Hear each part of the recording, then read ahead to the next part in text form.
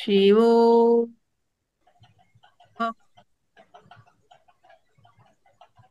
शिवोऽहम्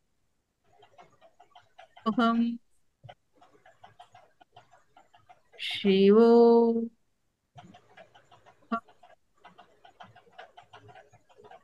शिवोऽहम् शिवोऽहम् शिवोऽहम् शिवोऽहम् शिवोऽहम्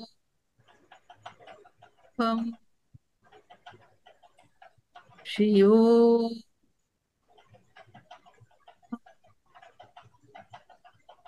शिवोऽहम्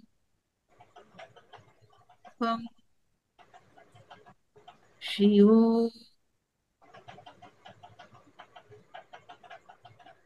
शिवोऽहम्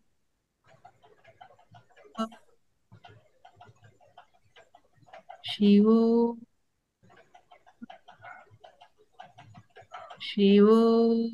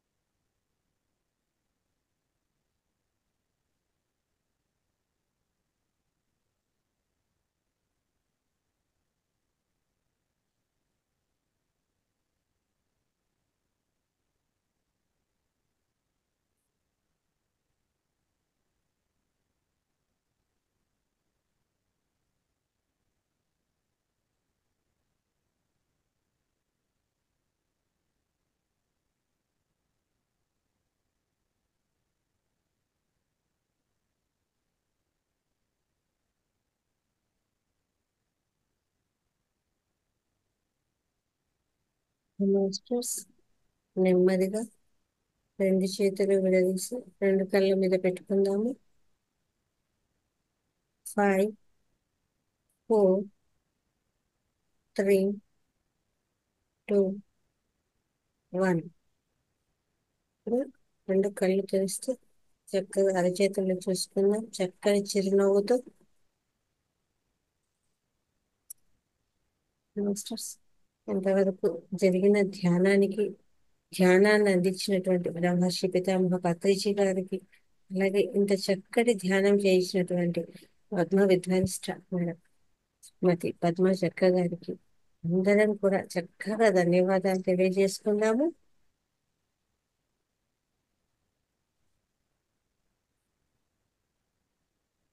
థ్యాంక్ యూ మేడం.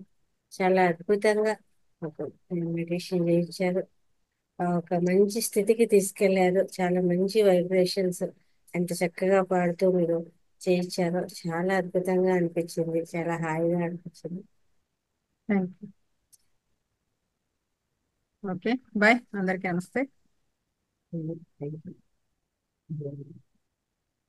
మాస్టర్స్ తిరిగి రేపటి సెషన్ లో కలుసుకుందాము. చాలా చక్కగా రేపు సుమా గారి క్లాస్ అండి. మంచి పుస్తకం తీసుకొని వస్తున్నారు మేడం గారు. అందరం కూడా మార్నింగ్ సెషన్ అటెండ్ అవ్వచ్చు. నైట్ సెషన్ చాలా హనుమంతుని యొక్క ఉపదేశం, హనుమంతుల వారు చెప్పినటువంటి సందేశం ద్వారా రేపు రాత్రి క్లాస్ జరుగుతుందండి.